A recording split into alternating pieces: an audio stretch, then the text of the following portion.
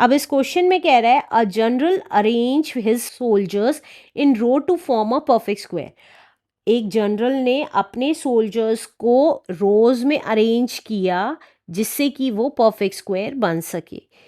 He finds that in doing so 60 soldiers are left out. उसने देखा जब वो अरेंज कर रहा था उसको रोज में 60 सोल्जर्स बच गए। If the total number of soldiers are 8160, अगर टोटल नंबर ऑफ सोल्जर्स 8160 है, find the number of soldiers in each row. तो हमें बताना है हर एक रो में कितने सोल्जर्स थे।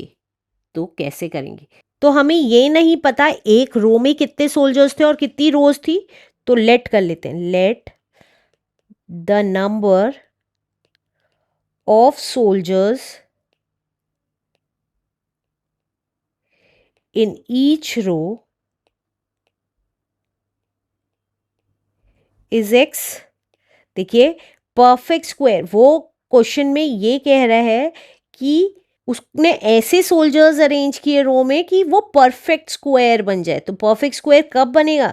जब सेम नंबर ऑफ रोज हो और सेम नंबर ही पर्सन्स हो हर एक रो में। तो हम यहाँ लिख सकते हैं let the number of soldiers in each row is X and let there are X rows, X ही रोज हो। ठीक है, अब हमारे टोटल नंबर ऑफ सोल्जर्स आ जाएंगे। टोटल नंबर ऑफ सोल्जर्स कैसे निकलेंगे? जब हम नंबर ऑफ सोल्जर्स को मल्टीप्लाई कर देंगे नंबर ऑफ रोज से। कैसे? देखिए यहां पे 3 ही सोल्जर्स हैं एक रो में और 3 ही रो हैं, तो हम ये कैसे निकालेंगे कितने सोल्जर्स हैं? 3 को 3 से मल्टीप्लाई करके तो हमें पता चल जाएगा टोटल 9 सोल्जर्स थे। वही चीज की है, टोटल नंबर ऑफ सोल्जर्स कैसे निकाले? टोटल एक रो में कितने सोल्जर्स थे और कितनी रोज थी, और दोनों को हमने सेम माना हुआ है क्योंकि वो क्वेश्चन में कह रहा है कि हमें परफेक्ट स्क्वायर बनाना है। तो ये कितना आ जाएगा? ये आ गया हमारा एक्स ही सोल्जर्स थे और एक्स ही रोज थी, तो हमारे एक्स स्क्वायर आ गया। अब हमें क्वेश्चन में टोटल नंबर ऑफ सोल्जर्स दिए हुए हैं, तो टोटल नंबर ऑफ सोल्जर्स, उसमें से अगर सोल्जर्स लेफ्ट किए, सोल्जर्स बच गए, तो हमारे टोटल नंबर ऑफ सोल्जर्स आएंगे जिसका हम स्क्वायर परफेक्ट स्क्वायर निकाल सकते हैं।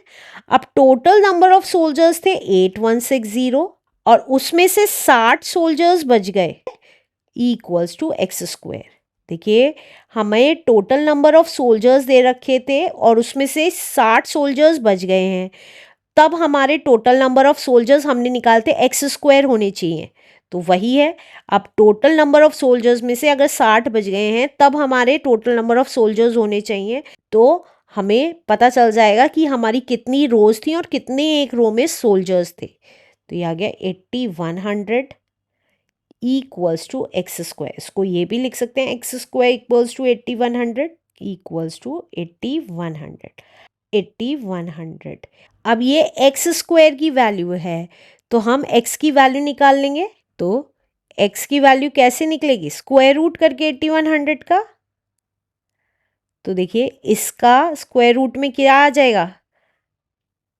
81 हमें पता है, इसको आप चाहें तो साइड में प्राइम फैक्टराइजेशन या लॉन्ग डिवीजन मेथड से कर सकते हैं, लेकिन ईजिली देखिए 81 हमें पता है 9 इंटू 9 81 होता है, और 100 81 इंटू 100 लिख सकते हैं। 100 को क्या लिख सकते हैं? 10 इंटू 10 भी लिख सकते हैं।